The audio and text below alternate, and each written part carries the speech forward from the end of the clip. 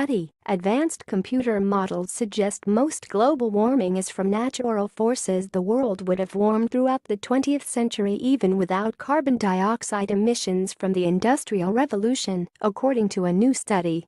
This suggests that even if there had been no industrial revolution and burning of fossil fuels, there would have still been some warming through the 20th century, to at least 1980, according to lead author Jennifer Moreau-Hesse. The world was about as warm in 1980 as it was during the Middle Ages, when the Vikings settled Greenland, and when men dressed in tunics and built grand cathedrals with tall spires, Moreau-Hesse wrote in The Spectator Australia on Tuesday, summarizing her study's results.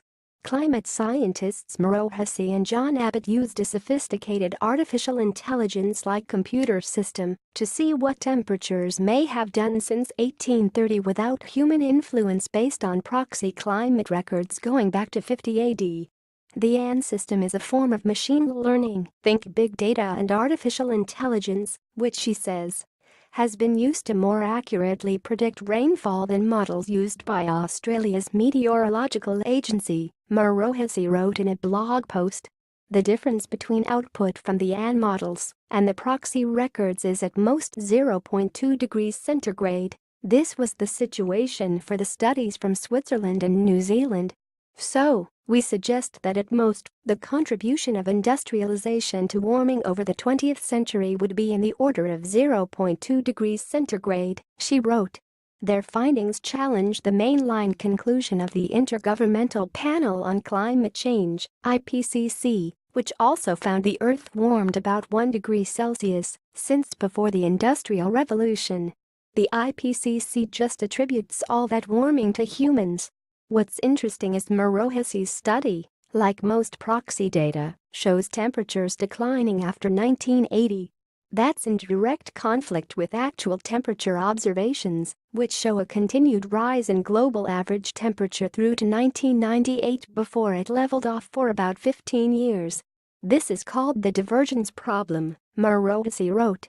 Rather than address this issue, key climate scientists have been known to graft instrumental temperature series onto the proxy record from 1980 to literally hide the decline. Moreau-Hesse isn't the first scientist to argue the so-called medieval warming period was about as warm as the late 20th century. A 2013 Swedish study suggested the planet was warmer in ancient Roman times and the Middle Ages than today based on radiocarbon data on where tree lines were in Scandinavia. The study found the pine tree line and summer temperatures was consistently higher than present, as it was also during the Roman and medieval periods.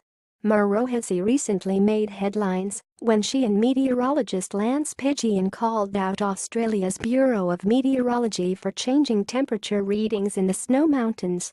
Government meteorologists removed temperature readings below 13 degrees Fahrenheit as part of a quality control system to filter out temperatures dipping below that mark. Bureau Chief Executive Andrew Johnson said the faulty reading was due to an equipment malfunction, rejecting the notion his agency was trying to manipulate temperature records.